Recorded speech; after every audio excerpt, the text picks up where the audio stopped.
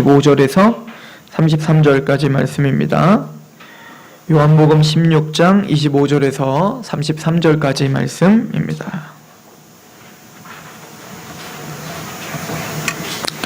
요한복음 16장 25절에서 33절 제가 봉독하도록 하겠습니다. 이것을 비유로 너희에게 일렀거니와 때가 이르면 다시는 비유로 너희에게 이르지 않고 아버지에게 대한 것을 밝히 이르리라. 그날에 너희가 내 이름으로 구할 것이요 내가 너희를 위하여 아버지께 구하겠다 하는 말이 아니니 이는 너희가 나를 사랑하고 또 내가 하나님께로부터 온 줄 믿었으므로 아버지께서 친히 너희를 사랑하심이라. 내가 아버지께서 나와 세상에 왔고 다시 세상을 떠나 아버지께로 가노라 하시니 제자들이 말하되 지금은 밝히 말씀하시고 아무 비유로도 하지 아니하시니 우리가 지금에야 주께서 모든 것을 아시고 또 사람의 물음을 기다리시지 않는 줄 아나이다. 이로써 하나님께로부터 나오심을 우리가 믿사옵나이다. 예수께서 대답하시되 이제는 너희가 믿느냐? 보라 너희가 각각 제 곳으로 흩어지고 나를 혼자 둘 때가 오나니 벌써 왔도다. 그러나 내가 혼자 있는 것이 아니라 아버지께서 나와 함께 계시느니라. 이것을 너희에게 이르는 것은 너희로 내 안에서 평안을 누리게 하려 함이라. 세상에서는 너희가 환난을 당하나 담대하라. 내가 세상을 이기었노라. 아멘. 내가 세상을 이기었노라. 그러므로 너희는 평안을 누리고 담대하라. 이것이 하나님이 저와 여러분들에게 주는 메시지입니다. 담대하시길 소망합니다. 평안하시길 소망합니다. 이 환난이라고 하는 것에는 여러 가지가 다 있겠지요. 개인적인 고통, 고난, 또 사람들과의 갈등, 또 환난일 수 있어요. 특히 구원받은 하나님의 백성들에게는 이 환난이 있지요. 특별히 믿지 않는 사람들은 참다운 구원받은 자가 하나님의 올곧은 복음을 전하고 또 그 하나님의 나라의 원리를 선포하며 살면 환난을 줍니다. 그죠? 조롱하고 또 그것을 싫어해요. 또한 하나님 차원에서 보면 세상 차원에서 보면 세상의 가치관보다 거룩하기 때문에 우리에게 핍박을 가하고 하나님의 차원에서 보면 우리는 여전히 죄가 많은 사람들이라 하나님이 징계하심으로 때로는 또 고난도 닥칠 수 있습니다. 이래저래 구원을 받고 하나님의 백성으로 산다는 것은 그리 이렇게 녹록한 그런 삶은 아닌 것 같습니다. 그러나 주님께서 우리에게 미리 약속하신 것은 그런 환난 중에 너희가 담대하고 평강히 있어라. 왜냐하면 주님께서 이미 세상을 이기었기 때문이다 라고 하는 거예요. 근데 오늘 이 말씀은 우리의 실제적인 어떤 삶에 대한 것도 영향력을 끼칩니다. 왜냐하면 어차피 복음이라는 것과 하나님 나라 그리고 예수님의 십자가는 교리적인 이야기일 뿐만 아니라 그 교리는 반드시 삶을 만들어내고 또 여러분들이 하나님의 자녀답게 빛 가운데로 걸어갈 수 있는 능력을 그 십자가가 주기 때문에 사실은 삶에 대한 이야기도 하지만 오늘은 바로 그 핵심인 십자가 복음을 또 설명해주고 있는 이야기인 거예요. 오늘 주님께서 이렇게 말을 시작하십니다. 25절에 이것을 비유로 너에게 일렀거니와 때가 이르면 다시는 비유로 너에게 이르지 않고 아버지에 대한 것을 밝히 이르리라 라고 말씀하십니다. 주님이 비유로 말씀하셨다라고 합니다. 이 비유로 말씀하신 것은 마태복음 13장에서 대표적인 예죠. 특히 천국 복음, 천국을 드러내실 때 하나님, 즉 예수님은 우리에게 비유를 통해서 그 천국 복음이 무엇이고 하나님 나라가 무엇이며 그 하나님 나라가 어떻게 확장되는지 그리고 그 하나님의 나라에 입성하는 자가 어떠한 사람들인지에 대해서 주님이 그 비유들을 통하여서 아주 풍성하게 우리에게 알려주셨죠. 그런데 우리는 이 말씀, 이 마태복음 13장의 말씀을 비롯한 그 비유들을 통해서 볼 때 그것을 깨닫는 자가 있었고 깨닫지 못한 자가 있었다는 것을 성경을 통해서 봅니다. 그죠? 마태복음 13장 13절부터 보면 그러므로 내가 그들에게 비유로 말하는 것은 그들이 보아도 보지 못하며 들어도 듣지 못하며 깨닫지 못함이니라. 이사야의 예언이 그들에게 이루어졌으니 일러스되 너희가 듣기는 들어도 깨닫지 못할 것이요 보기는 보아도 알지 못하리라. 이 백성들의 마음이 완악하여져서 그 귀는 듣기에 둔하고 눈은 감았으니 이는 눈으로 보고 귀로 듣고 마음으로 깨달아 돌이켜 내게 고침을 받을까 두려워함이라 하였느니라. 그러나 너희 눈은 봄으로 너희 귀는 들음으로 복이 있도다 라고 말합니다. 그러므로 이사야서 구약시대부터 이미 예언된 게 있는데 예수님이 이 땅에 오셔서 천국 복음을 선포하실 때 그 비유로 선포하실 때 그 비유로 깨닫지 못하는 그 하나님의 복음을 하나님의 나라를 이해하지 못하는 사람들이 있을 것이다. 그리고 그것은 하나님의 작정 속에 그들을 그렇게 가린 것이다 라고 이야기를 하고 있죠. 그러나 너희는 봄으로 너희 귀는 들음으로 복이 있도다 라고 말씀하십니다. 이건 누굽니까? 제자들이죠. 그래서 이 제자들에게는 이 많은 사람들에게 비유로 말씀하시고 잘 깨닫지 못하니까 제자들한테는 따로 어떻게 하셨어요? 그거를 해석해 주셨죠. 해설해 주셨단 말입니다. 그래서 이따가도 우리가 살펴보겠지만 제자들도 예수님의 그 비유를 해석을 들은 제자들도 예수님의 그 비유를 정확하게 이해를 했을까요? 못했을까요? 못했어요. 그 못했다는 것이 그러니까 예수님을 나중엔 배반을 했겠죠. 즉 복음은 감춰진 비밀과 같아서 이성으로 깨달을 수 있는 것이 아님을 설명해주고 있는 거예요. 예수님이 비유로 말씀하신 이유는 첫 번째는 하나님의 나라를 설명하기 위함이시죠. 비유라고 파라볼레라고 하는 것은 파라는 옆에서 볼레는 던지다. 즉 옆에서 던지는 게 비유거든요. 무슨 얘기냐면 하나님의 나라에 대해서 주님께서 우리에게 설명해 줘야 되는데 그 설명할 때 우리들이 깨달을 턱이 없죠. 왜냐하면 우리는 하늘나라가 뭔지도 모르니까. 하나님의 나라라는 것을 우리는 말로는 얘기하고 있지만 그 하나님의 나라를 가본 적도 없고 본 적도 없고 감히 상상할 수도 없는 곳이란 말이에요. 그러니까 주님은 우리에게 뭘로다가 보인 상징적인 표현으로 그 하나님의 나라가 어떤 곳인지 그리고 하나님의 나라를 소유한 자가 어떤 사람인지를 설명할 수밖에 없었던 거예요. 계시록에 보면 여러 가지 상징들로 가득 차 있죠. 그죠? 이걸 우리는 묵시문학이라고 하는데 왜 사도 요한이 계시록에 여러 가지 우리가 알 수 없는 상징들로 가득 차게 만들었을까요? 우리는 알 수 없지만 1세기의 기독교인들은 딱 들으면 아는 내용들이었어요. 왜냐하면 초대교회 안에 같이 공유했던 어떤 상징들이 있었는데 그 상징들을 이용해서 어찌 보면 하늘나라를 설명한 거예요. 왜냐하면 사도 요한은 하나님의 나라를 직접 봤잖아요. 직접 봤는데 그 영광스러운 모습, 그 보좌, 그거를 들어도 깨닫지 못하는 이 제한된 인간의 지식과 인간의 눈으로 어떻게 그걸 보여주고 어떻게 그걸 설명하겠냔 말입니다. 예를 들어서 제가 진천에 가면 저희 고향에 가면 동양에서 가장 오래됐다라고 하는 돌다리가 있어요. 농다리라는 게 있는데 그 농다리에 가보시면 이게 몇백 년 동안 어떤 장군이 혼자 쌓았다는 다리인데 얼마나 그 돌이 얼마나 큰지 그 돌을 탁 넣는데 그 돌이 무슨 지네처럼 쫙 있고 태풍이 쳐도 그게 끄떡도 없는 그런 돌이 있는데 여러분들 제가 그 돌을 직접 본 그 농다리를 본 그것처럼 여러분들이 이해할 수 있나요? 이해할 수가 없다고요. 그러니까 제가 그걸 이해시키기 위해서 뭐요? 어떻게 생겼다? 지네처럼 생겼고 그리고 이 태풍처럼 태풍이 몰아쳐도 이것이 부셔지지 않는 것은 꼭 저 큰 바위처럼 저 산처럼 아주 단단하다 이렇게 설명한다고요. 그럼 대충 길구나 뭔가 이렇게 징검다리처럼 생겼고 그렇게는 알 수 있지만 가봐야 알아요. 가봐야. 마찬가지로 천국이라는 것은 우리의 입으로 설명할 수 있는 곳이 아니에요. 우리의 이해로 이해될 수 있는 곳이 아니란 말입니다. 그러니까 사도 요한은 녹보석, 홍보석 이런 보화들로 금으로 설명하는 거예요. 그러니까 진짜 금이 박혀있다는 게 아니에요. 천국은 진짜 갔다 왔다 뭐 이런 사람들 보면 뭐 금 박히고 아니라니까요. 성경 그거 얘기하는 게 아니에요. 진짜 우리가 말 깨물어야지 확인되는 금이 있는 게 아니라 즉 인간이 가장 아름답다라고 생각하고 값지다라고 생각한 것을 모든 걸 총동원해서 쓴 것이 요한계시록인 거죠. 즉 비유로 말씀하신 이유는 바로 하나님의 나라를 이해하지 못하는 우리들에게 어쨌든 하나님의 나라가 무엇인지를 설명하기 위한 방편이었어요. 우리를 더 잘 설명하시기 위해서.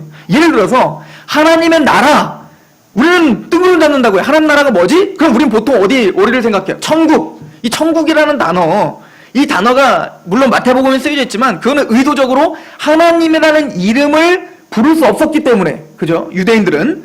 그래서 천국이라는 단어로 하늘나라로 바꿨지만 그게 우리나라 입장에서 보면 하늘나라 하니까 뭐예요? 이 땅이 아니라 저 땅을 자꾸 생각한다고요. 근데 하나님이 말하는 하늘나라, 하나님 나라는 그게 아니다. 그럼 뭡니까? 돌짝밭에 감추인 부활을 발견한 자의 그 마음, 이게 하나님 나라의 마음이야. 이게 하나님 나라라니까?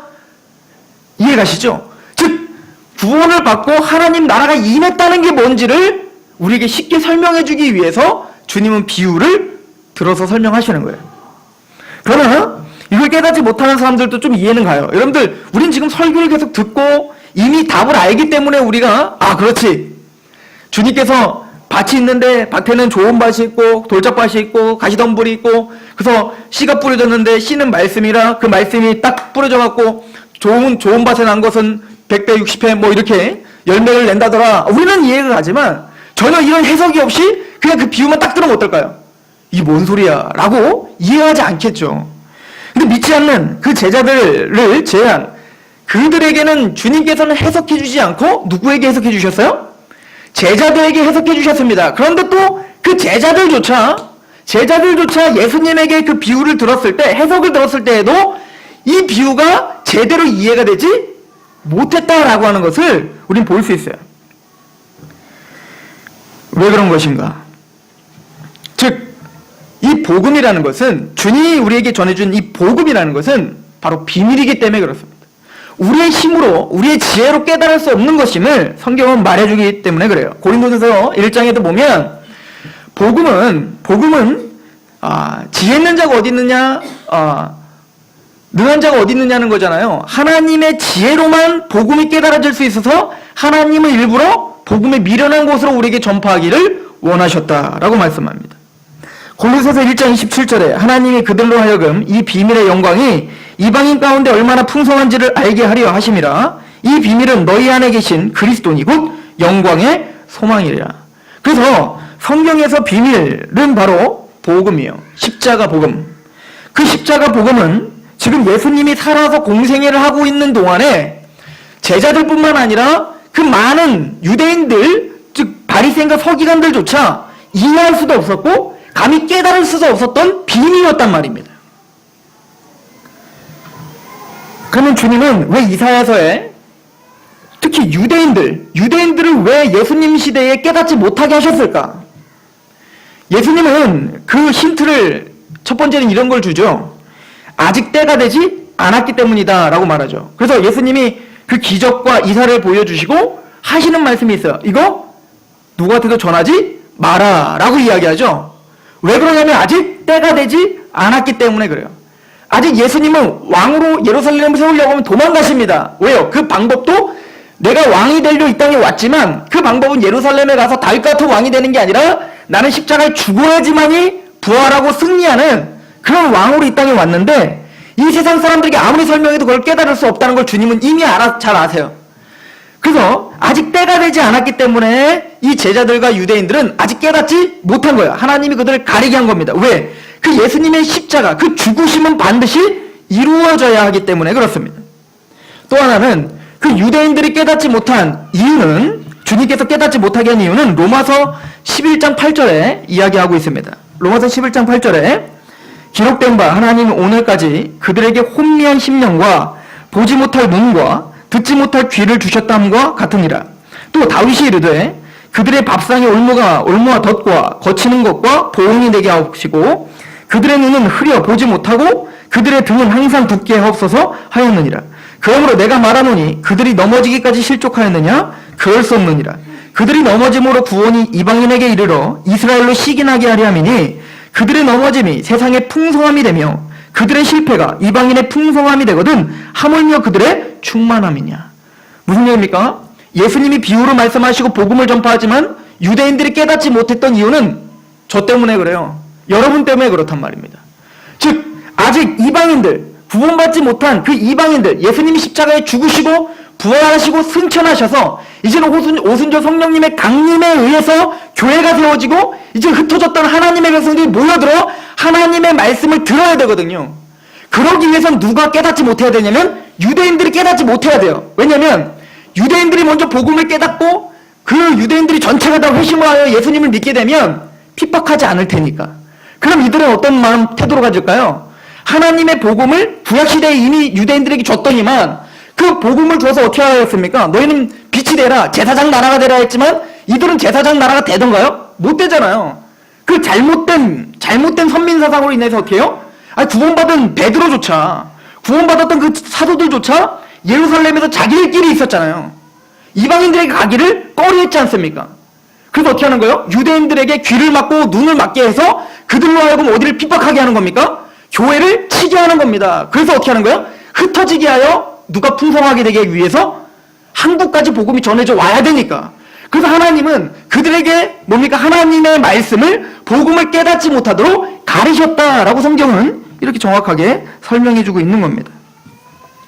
그러나 이 시대는 예수님이 비유로 말씀하셨을 때 깨닫지 못한 것처럼 그 비유를 깨닫지 못하는 시대는 아니에요. 왜냐하면 이미 다 밝혀졌어요. 이미 다 열어 제쳐졌단 말입니다.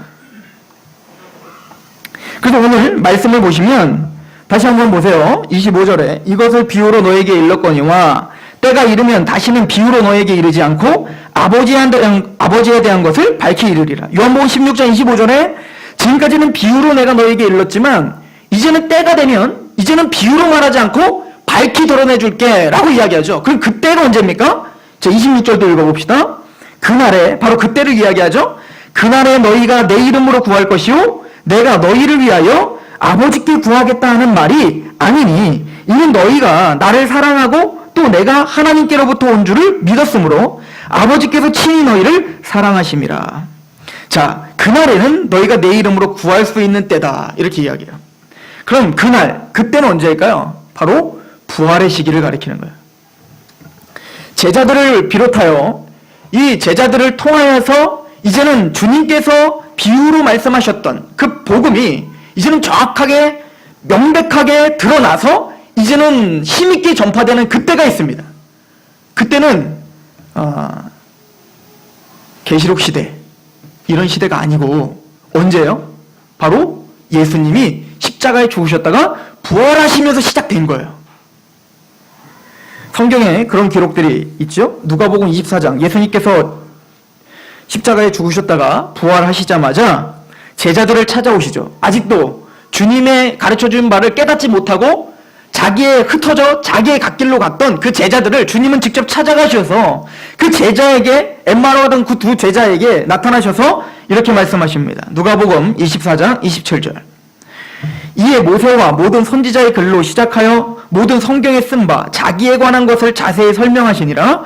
이에 그들의 마음을 열어 성경을 깨닫게 하시고. 즉 이제는 예수님이 십자가에 죽으셨다가 부활하신 이후에 그 구속의 역사가 완성된 이후에 주님께서는 적극적으로 누구를 찾아가십니까? 아직도 복음을 제대로 깨닫지 못하는 예수님이 십자가에 죽으셨을 때 그 죽음을 이해하지 못하고 도망갔었던 그 제자들에게 찾아가 주셔서 그 십자가의 죽음이 뭐고 또 내 부활이 뭔지를 알려주고 이 십자가 부활이 성경 전체에 어떻게 나와 있는지에 대해서 지금 설명해주고 계시는 거예요.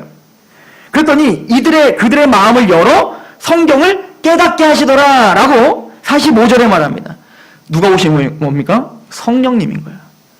주님께서는 십자가와 부활 사건 이후에 이제 그 제자들에게 어떻게 하는 겁니까?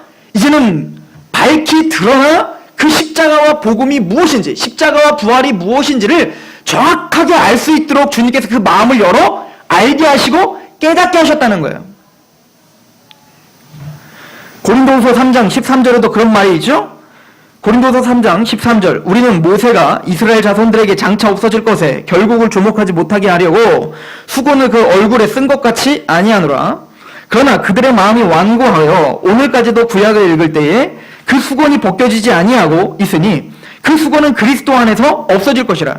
그러니까 예수님이 십자가와 부활사건 전에는 아무리 구약을 읽어도 하나님의 구속 역사와 그 십자가의 은혜, 하나님의 거룩하신 구속의 역사가 잘 보이질 않는 거예요. 왜? 수건이 가려져 있으니까. 우리가 모든 사람들이 마찬가지였단 말입니다. 그래서 예수님에게로 돌아오면, 예수님 십자가에 죽으신 그 예수님을 만나게 되면 이제는 뭐가 없어지는 거예요? 우리를 가리고 있던 그 수건이 벗겨진다는 거예요. 거듭나면. 그래서 구약을 봐도, 성경 전체를 봐도 누가 보이는 거예요? 예수 그리스도가 보이기 시작하는 겁니다. 15절, 오늘까지 모세의 글을 읽을 때 수건이 그 마음을 덮었도다. 그러나 언제든지 주께로 돌아가면, 예수님께 돌아가면, 예수님 믿고 거듭나면 그 수건이 벗겨지리라. 주는 영이시니 주의 영이 계신 곳에는 자유가 있느니라. 그래서 구약을 봐도, 십계명을 봐도 나를 얽어매는 게 아니라, 아, 하나님의 은혜구나, 하나님의 사랑이구나, 십자가의 사랑이구나를 깨닫게 되다는 거예요. 대단한 거죠. 이거는 그 누구도 깨달을 수 없는 거예요. 구약 성경을 읽으면서 예수 그리스도를 발견할 수 있는 것은 주님이 함께 하셔야 되는 거예요. 18절에 우리가 다 수건을 벗은 얼굴로 거울을 보는 것과 같이 주의 영광을 보매. 그래서 수건을 벗은 것처럼 구약을 읽을 때, 성경 전체를 볼 때 누가 보여요? 예수님이 보이는 겁니다. 주의 영광을 보매 그와 같은 형상으로 변화하여 영광에서 영광이 이르니 누구로 말미암아? 곧 주의 영으로 말미암아. 성령님으로 말미암아 어떻게 되는 겁니까? 우리가 복음이 깨달아지고 믿어지는 거예요. 그래서 십자가의 사건 이후에, 예수님이 십자가에 죽으시고 부활하신 그 사건 이후에, 성령님이 강하게 강림하신 이후에 이제는 제자들에게, 사도들에게 이제는 계시로 주님이 지금까지 알려주셨던 그 비유를 비롯한 산상수훈, 모든 말씀, 예수님이 가르쳤던 하나님 나라에 대한 모든 어떤 진리들을 들을 때는 잘 깨닫지 못하고 이게 무슨 말인고 하고 자기들끼리 논쟁도 하고 주님한테 너무 어렵습니다라고 하고 그랬던 그들인데, 이제는 성령님이 임하시니까 밝히 다 드러나, 아, 그 십자가 부활이 왜 하나님 나라의 핵심인지, 왜 십자가의 부활, 이 복음이 우리를 살리는지, 주님이 행하셨던 그 사건, 그 기적이 어떤 의미가 있는지를 밝히 깨달아 알게 되더라 라고 하는 거죠. 에베소서 3장 3절, 곧 계시로 내게 비밀을 알게 하신 것은 내가 먼저 간단히 기록한 것 같으니 그것을 읽으면 내가 그리스도의 비밀을 깨달은 것을 너희가 알 수 있으리라. 이제 그의 거룩한 사도들과 선지자들에게 성령으로 나타내신 것 같이 다른 세대에서는 사람의 아들들에게 알리지 아니하셨으니 라고 말합니다. 정리합니다. 예수님 시대에 예수님이 비유로, 천국 비유를 말씀하셨을 때 깨닫지 못했습니다. 제자들도 못했고 그 유대인들도 못했습니다. 그럼 그 이유는 뭡니까? 하나님이 작정 가운데 그들의 눈을 가렸고 귀를 가리신 겁니다. 왜 그랬죠? 첫 번째는 그 복음을 그 복음이 아직 완성되지 않았어요. 왜? 예수님이 아직 십자가에 죽으시지 않으셨기 때문에. 그래서 지금 요한복음의 그날, 그때는 언제예요? 예수님이 이제 죽으시는 거예요. 죽으시고 부활하시는 그날을 가리키는 겁니다. 그 이후부터는 이제는 비밀로 감춰진 게 아니라 이제는 사도들에게 밝히 어떻게 했어요? 보여주셨단 말입니다. 그때부터는 이 비밀을 사도 바울이 깨달아, 사도 바울뿐만 아니라 모든 사도들이 그 비밀을 깨달았어요. 누구를 통하여? 성령님을 통해서 깨달은 것을 기록했습니다. 그래서 예수님이 말씀하신 것 이후에 여러분들 사도들이 쓴 모든 서신서에는 비유가 없어요. 비유가 없고 다 뭐냐면 정확하게 그 비유를 풀어진 것, 이제는 뭡니까? 복음이 밝혀진 것을 그대로 이제 해석해서 썼다고요. 그 말씀을 굳이 이 쓰여지는 문자적인 것, 그 너머의 것을 찾으려고 했을 필요 없어요. 이제는 그 모든 사도들의 기록된 글은 문자적으로 그냥 받아들이면 되는 거예요. 제가 왜 이렇게 열을 낼까요? 이단들이 모든 성경이 비유로 감춰졌다라고 이야기하는 사람들과 정통교회 안에서도 비유로 감춰졌다라고 해서 목사의 그 해석에 자꾸 목을 매게 만드는 잘못된 곳이 있기 때문에 이러는 거예요. 제가 여기서 열낼 일은 아니에요. 그죠? 여러분들과 저는 건전하게 성경을 보고 있기 때문에 그렇습니다. 그러나 이 비유로 감춰졌다는 것을 우리가 이렇게 설명을 합니다. 즉 뭐냐면 오늘날도 근데 어느 정도 일리가 있어요. 뭐냐면 이 복음이 밝히 드러나서 십자가의 은혜, 부활의 능력을 설명하고 있지만 이게 이해가 안 돼서 못 깨닫는 게 아니에요. 이해가 돼요. 이해가 되는데 그것을 받아들이지를 못하는 거예요. 그래서 성경에서 말하는 안다라고 하는 것은, 우리가 말하는 안다라고 하는 단어가 헬라식의 안다라는 단어가 있고 히브리식의 안다라는 단어가 있다고요. 헬라식의 안다는 지식적으로 아는 걸 말하는 거예요. 아, 예수님이 십자가에 죽으신 거래. 아, 예수님이 말씀으로 이 씨는 말씀이라는데 이 말씀이 땅 밭, 사람의 마음밭에 떨어지는 거래. 이걸 이해하지 못해서가 아니고 이 히브리식 안다라는 것은 전 인격적인 알을 말하는 거예요. 그래서 성경에 안다, 야다라고 하는 단어인데 이 단어가 가장 먼저 쓰여진 때가 창세기예요. 그래서 우리 한글 성경에는 안다라고 하는 단어가 안다라고 쓰여 있지 않고 즉 동침하다라고 하는 단어로 쓰여져 있다고요. 그게 무슨 얘기입니까? 아담과 하와가 동침하였더라라고 말할 때 그게 안다라는 단어예요. 야다. 무슨 얘기죠? 인격적으로 아는 거죠. 서로 관계를 맺고 서로 인격적으로 뭡니까? 하나가 됨을 이야기하는 거예요. 마찬가지로 우리가 하나님 나라를 압니다. 내가 십자가를 압니다. 내가 부활을 압니다는 그것이 우리가 깨달았습니다 라고 말할 때에는 아, 내가 십자가를 들었어, 내가 부활을 알았어로 깨달은 게 아니라 그 십자가 부활을 들었는데 그거로 말미암아 내가 연합되는 사건을 말하는 거예요. 이게 아는 거예요. 이게 깨닫는 거예요. 그런데 이게 아무라되질 않는 거예요. 들어도 듣지 못하고 보아도 보지 못하는 겁니다. 그래서 비밀이라고 성경은 복음을 말하는 거예요. 십자가의 복음을 전파해 보십시오. 그 복음을 제대로 깨달아 감격하여 예수님의 죽음이 내 죽음입니다. 예수님의 부활이 내 부활, 내가 다시 살아나고 거듭나고 이제 영원한 부활이 나에게 있는 겁니다 라고 감격하여 눈물을 흘리는 자가 많이 없다는 얘기입니다. 교회 안에 다니고 하나님이라고 말하고 예수님을 이야기는 하지만 그 마음에 인격적으로 예수 그리스도와 연합된 자가 많이 없다는 얘기예요. 근데 너무 재밌죠? 오늘 제자들이 예수님에게 이 얘기를 딱 듣자마자 뭐라고 대답하는지 보십시오. 29절 보세요. 제자들이 말하되 지금은 밝히 말씀하시고 아무 비유로도 하지 아니하시니 우리가 지금에야 주께서 모든 것을 아시고 또 사람의 물음을 기다리시지 않은 줄을 아나이다. 이로써 하나님께로부터 나오심을 우리가 믿사옵나이다. 이렇게 말하죠. 신앙 고백을 한 거예요. 이 제자들이.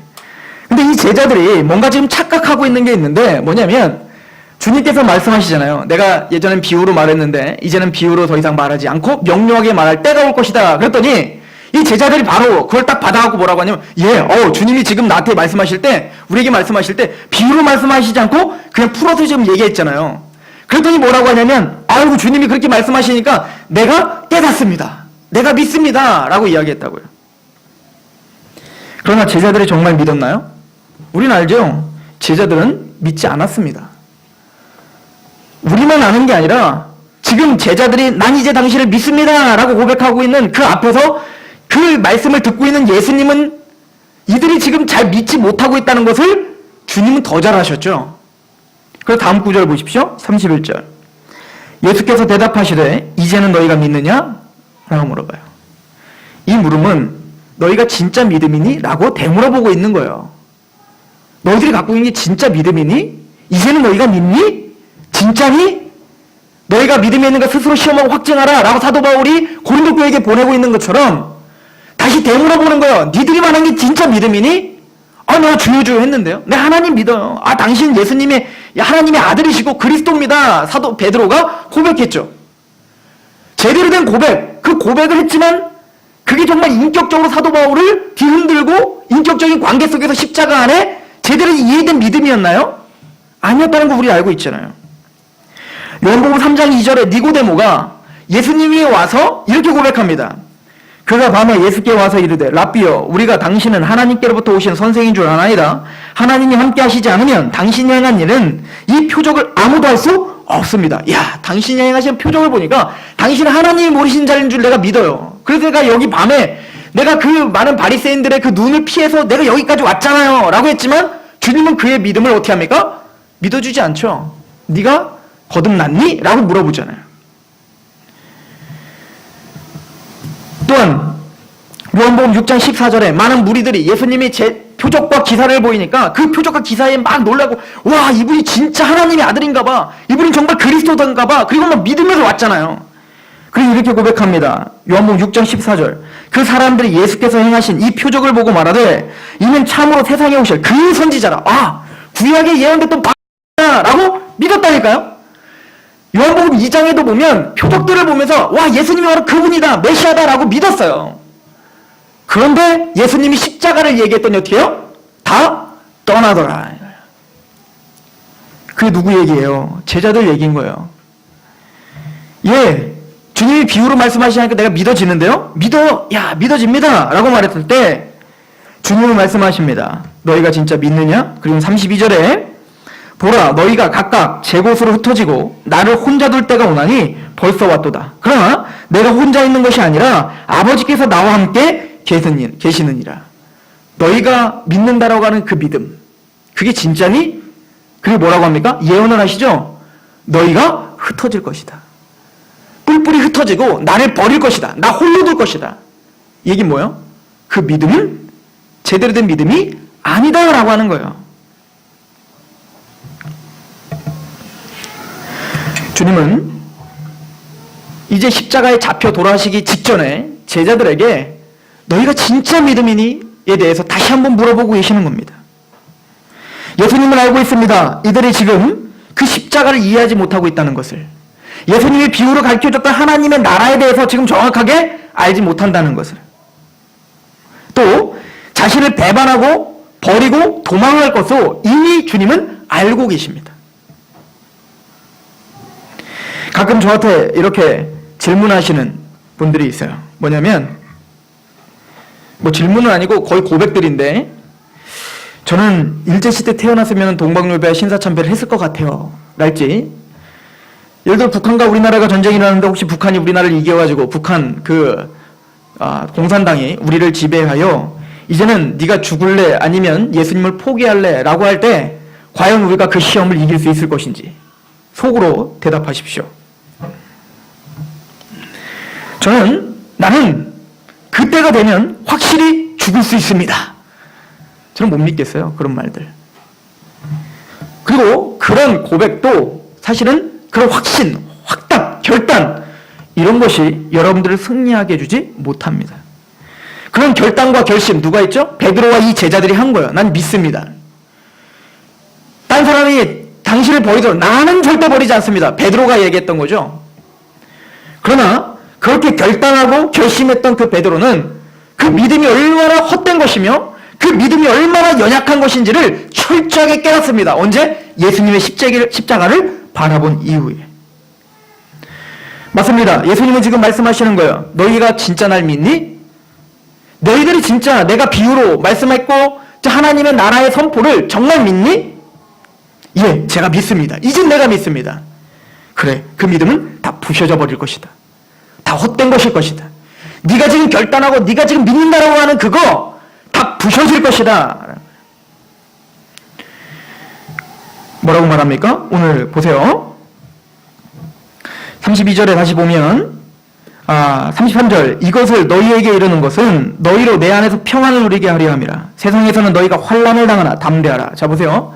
근데 주님이 지금 너의 믿음이 헛된 거고 너의 믿음과 너의 결단은 다 부셔질 거야 라고 지금 말씀하시는 그게 뭘 위해서 지금 말씀하신다는 거예요? 환난을 당할 때 담대하기 위함이라는 거예요. 환난을 당하나 담대하라 라고 말합니다. 이제 제자들은 예수님 십자가에 죽으시고 부활하신 이후에 제대로 된 믿음이 생겼을 때 모욕을 당할 것입니다. 순환을 당할 것이고 십자가에 못 박히시는 예수 그리스도를 바라보며 자신이 가졌던 모든 어떤 야망, 이 모든 것들이 다 무너지게 될 것입니다. 또 예수님을 떠나지 않겠다라고 했던 자신의 결단이 얼마나 알량한 것이고 그것이 얼마나 깨지기 쉬운 것인지도 하나님 앞에 낱낱이 드러나게 될 것입니다. 그리고 아마 이 제자들은 예수님이 마태복음 13장 비유의 대표적인 비유, 씨 뿌리는 자의 비유에 대해서 정확하게 이해하게 됐을 거예요. 보세요. 씨 뿌리는 자의 비유가 뭡니까? 씨를 뿌리는 자가 있는데 씨를 뿌렸더니 그 씨가 돌짝밭, 그리고 길가, 그리고 가시덤불, 그리고 좋은 밭에 옥토에 뿌려졌는데 봤더니 그 길가와 그리고 바위와 그리고 그 가시덤불 다 뭔가 싹은 나요. 싹은 났는데 재리의 어떤 유혹 아니면 핍박, 시련 아니면 사탄이 와서 아무튼 뭡니까? 구원의 확신, 믿음이라고 하는 것이 다 없어지고 거짓된 믿음이라는 게 드러나잖아요. 이 제자들이 바로 옥토밭이 아니라 바로 길가였고 또 가시덤불이었고 그리고 그들의 마음이 모두가 다 바위였다는 것을 깨닫게 될 것입니다. 그러나 그들에게 바로 다시 찾아가 주시는 분이 계신데 그게 누구요? 주님이신 거예요.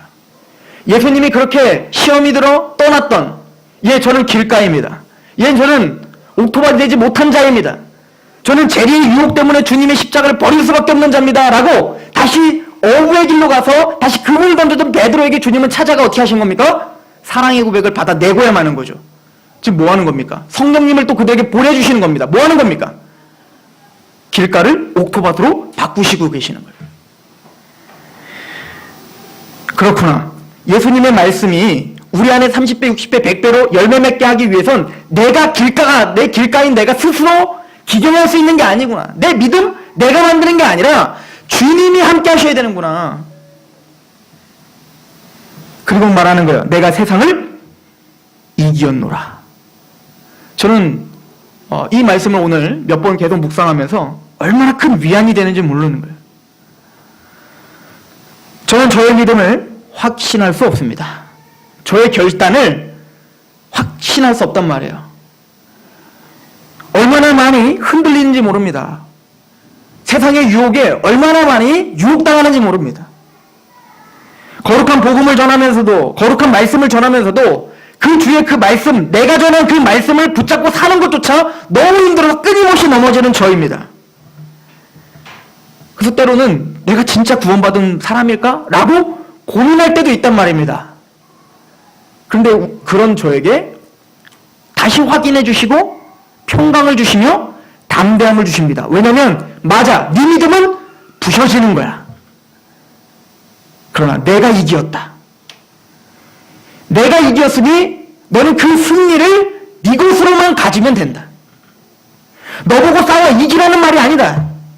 이미 예수님이 다 싸워서 이겨놨다. 그 세상은 이미 정복당했다. 그러므로 그 정복당한, 그 승리한, 그 승리를 너의 것으로 간주하고 그냥 기뻐하라. 이게 의미인 거예요. 주님은 오늘 그 말씀을 하고 계시는 겁니다. 아마 오순절 성령 이후로 이제 환난과 핍박 가운데 베드로와 야고보와 바울과 이 사도들을 붙잡았던 내용은 내가 주님을 위해서 목숨을 걸리라가 아니라 나는 여전히 부셔질 수 있지만 주님은 승리하셨느니라. 오늘 이 상황을, 이 모든 환난을 주님은 나를 이기게 하시는구나. 요한일서 5장 4절 무릇 하나님께로부터 난 자마다 세상을 이기느니라.